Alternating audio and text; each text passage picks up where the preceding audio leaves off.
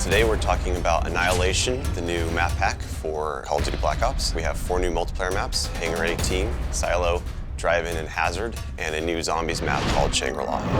Hangar 18 is based in the highly controversial Area 51, and it has a lot of Easter eggs that play up the conspiracy theory aspect. Hangar 18 is a medium-sized map. It has a pretty classic multiplayer gameplay structure. All the paths lead through and around the hangar. It kind of caters for all game types. You've got your close quarters going through the hangar. You've also got some sniper points as well. Strategically, you want to hold down the hangar. If you can work with your teammates to really control the 4 main flow points, then you're going to dominate the map.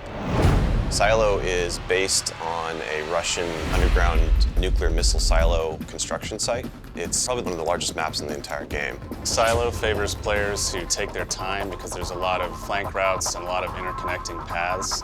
So players who are smart and use decoys and pay attention to the mini-map are going to be more successful. You can't really stick around in one place for too long because you're going to get shot from multiple angles. You really need to learn how to play the map, how the paths flow, and you need to stay on the move.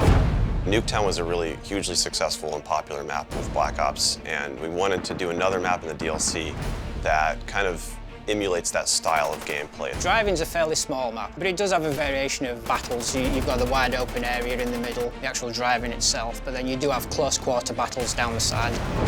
So Hazard was inspired by one of our World at War maps called Cliffside, but it's a complete reimagining of it. We've actually turned it into a golf course. It's a great level. Hazard is probably one of the only maps in the game that focuses almost exclusively on long-distance engagements, and the long-range snipers and LMG gunners and assault rifle guys are going to have an advantage. You're definitely going to want to avoid the fairway if you're not a sniper and stick to the edges of the map where there's some more intense choke points and medium-range engagements.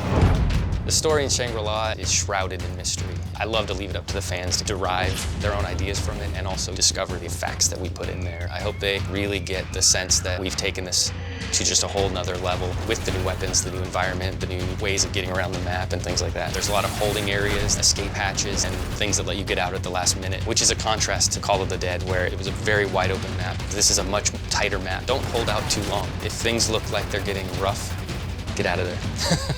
It's time to go. With Annihilation, we had a goal that we really wanted to push the visuals in all the maps. Each map feels very unique from one another. They feel like the kind of maps that you just want to spend a lot of time in.